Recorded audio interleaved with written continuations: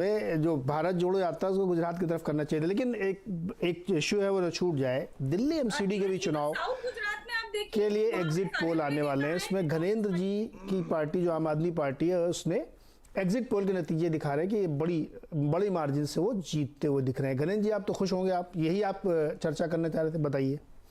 नहीं, मैं नहीं चर्चा करना चाह रहा था, मुझे लगा कि गुजरात आप बता। नहीं मिस कैसे हो जाएगी सर, जब एनालिसिस करने बैठे तो सारा करेंगे हम, ऐसा कुछ नहीं है। तो दिल्ली सबसे पहले दिल्ली एमसीडी के जो एग्जिट पोल थे वो ब्रेक हुए थे, उसके बाद फिर गुजरात और हिमाचल की बारी थी। और निश्चित तौर पर दिल्ली में जिस तरीके से आम आदमी पार्टी ने चुनाव लड़ा और भारतीय जनता पार्टी से हमने सीधी सरकार वहां से खींची है भारतीय जनता पार्टी की।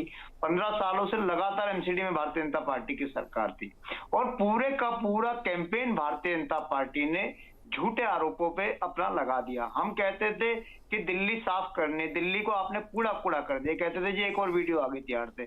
हम कहते थे दिल्ली के पार्कों को ठीक करना, फिर कहते थे ये एक और वीडियो आ गई।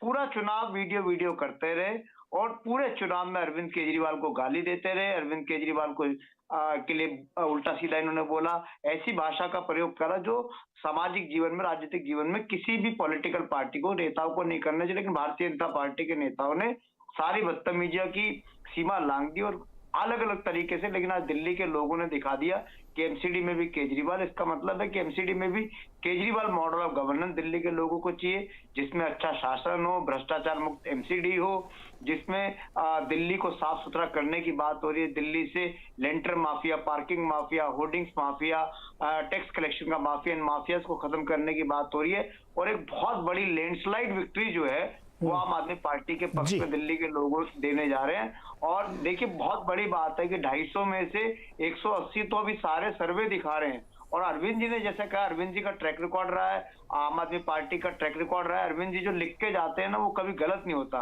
उन्होंने लिखा था कि शीला दीक्षित हारेगी तो शीला दीक्षित हारी, उन्होंने लिखा चन्नी हारेगा तो हारा। सर वो तो गुजरात में भी लिख के आया था। अभी एग्जिट पोल पे इतना बढ़ के थोड़ा तो अभी रुकिए महाराज, अभी तो गुजरात में भी लिख के आए थे, वो हिमाचल में भी कह रहे थे। मैं ठीक है, आपको बढ़त दिख रही है एग्जिट पोल में, इसलिए मैं चर्चा भी करूं। लेकिन चला अब दिल्ली में एमसीडी में तो बिल्कुल उल्टा है, आपको एक्सपेक्टेशन नहीं रही होगी ऐसी?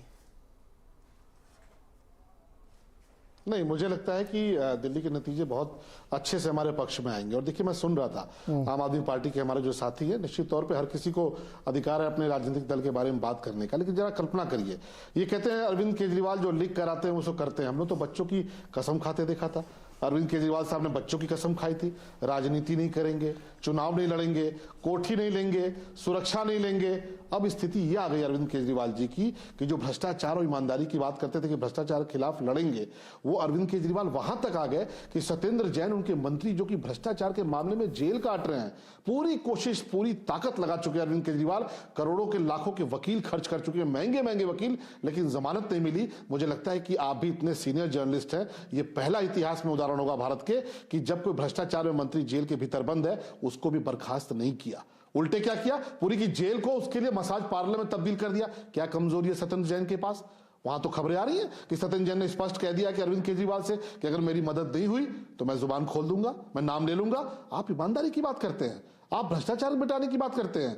आप कहते थे घोटाले नहीं करेंगे, हम घोटालों के खिलाफ जाएंगे। आपने शराब की नगरी के तौर पर पूरे दिल्ली को बदल दिया, आपने पूरे दिल्ली को मैखाने में तब्दील कर दिया और भ्रष्टाचार की इंतहा कहा कि मैं कहना नहीं चाहता, लेकिन आपके हमारी बिरादरी से गए हैं मनीष सिसोदिया जी, मैं सम्मान करता हूं, लेकिन सबसे नंबर 1 के अक्यूज्ड हैं, मुलजिम नंबर 1 है, आरोपी नंबर 1 है, कहां पहुंचा दिया अरविंद केजरीवाल जी। और मैं मानता हूं कि इसमें मनीष सिसोदिया जी हो या सत्येंद्र जैन हो, दोषी वो असली नहीं है। असली दोषी तो वो व्यक्ति है जिसका नाम नहीं आता है, जो साइन दूसरों से करवाता है, बच्चों की कसम खाता है, सुरक्षा नहीं लेंगे, कोठी नहीं लेंगे, घर के भीतर करोड़ों का स्विमिंग पूल बनवाते हैं, घर के भीतर करोड़ों के स्विमिंग पूल बनवाते हैं, कहते हैं हमारे पास पुलिस नहीं है, पुलिस होती तो हम कानून व्यवस्था बहुत मुस्तैद कर देते। जब पुलिस मिली तो क्या किए, पंजाब के छोटे छोटे आपने देखा। गणेश जी क्विक 10 सेकंड का बोल दीजिए आप, उसके बाद में फिर चैनिका जी के पास जाऊं।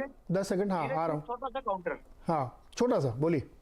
हाँ देखिए नीरज जी, मैंने शलभमणि जी को सुना, इन्होंने बोला जी ये हो गया, ये वीडियो आ गई जेल में। अरे अभी तो दिल्ली के लोगों ने ताजा मैंडेट दिए, आपकी फर्जी वीडियो, फर्जी स्टिंग इन सारी फर्जी चीजों पर, आपके फर्जी कैंपेन पे दिल्ली के लोगों ने बहुत तगड़ा तमाचा लगाया। एमसीडी में आपको दिल्ली के लोगों ने इस तरीके से बाहर करा इतनी कि आप आज वहां पे नंबर्स आपके डबल डिजिट से बाहर नहीं निकल पा रहे, और आम आदमी पार्टी को इतनी लैंडस्लाइड विक्ट्री दी है। दूसरा, आपने मनीष जी पे बोला, मनीष जी को आपने एफआईआर तो करवा दी उनके ऊपर झूठी सीबीआई से कह के, एक्यूज नंबर 1 भी बना दिया, लेकिन ये भी देश की हिस्ट्री में पहली बार हुआ है कि जो एक्यूज नंबर 1 जिसको आपने एफआईआर में दिखाया उसका नाम चार्जशीट में शामिल नहीं था।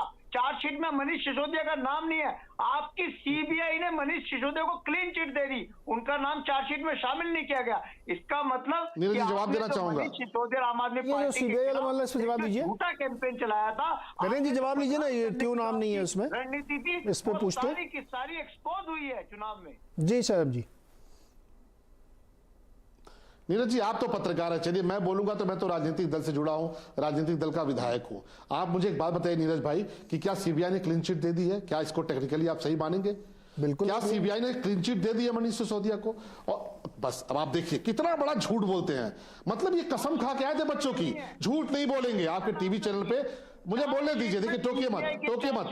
नीरज भाई रोकिए इनको, टोकने नहीं, नीरज भाई रोकिए इनको रोकिए, इनको रोकिए, टोकिए मत। देखिए चिल्लाने से सच नहीं छुपेगा मेरे दोस्त। आप जिस पार्टी को डिफेंड कर रहे हैं वो महाभ्रष्टाचारी पार्टी है, देश जान गया।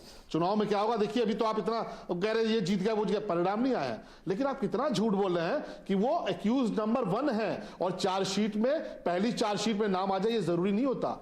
चार्जशीट लगातार 3-4 चार्जशीट आती हैं, तमाम सप्लीमेंट्री चार्जशीट आती हैं। आप किसको मूर्ख बना रहे हैं? आपको लगता है आप देश को मूर्ख बना लेंगे? आप नीरज जी के साथ बैठे हैं और नीरज जी ने बताया कि एक्यूज नंबर 1 आज भी आप हैं। जी सर रुकिए, समय का थोड़ा जवाब से लेंगे। देखिए टेक्निकली कोई क्लीन चिट किसी को नहीं मिली, इसलिए उस एक्सट्रीम पे जाके ना बोले। लेकिन सुनिए ना चैनिका जी, मैं आपसे दिल्ली पे क्या सवाल पूछूं, बताइए कौन लड़ रहा था चुनाव दिल्ली पे?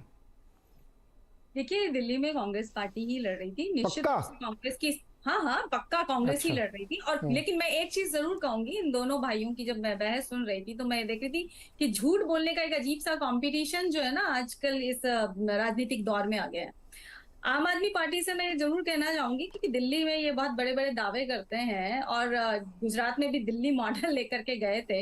इनको पूछना चाहिए कि इन्होंने कहा था कि हम 20 नए कॉलेज खोलेंगे दिल्ली में, कितने नए कॉलेज खोले? फिर दूसरी चीज ये की आप चीज देखिए कि जो नए कॉलेज खोलना तो बहुत दूर की बात है, दिल्ली गवर्नमेंट के अंदर 12 कॉलेज आते हैं जो 100% दिल्ली गवर्नमेंट से फंडेड कॉलेज हैं।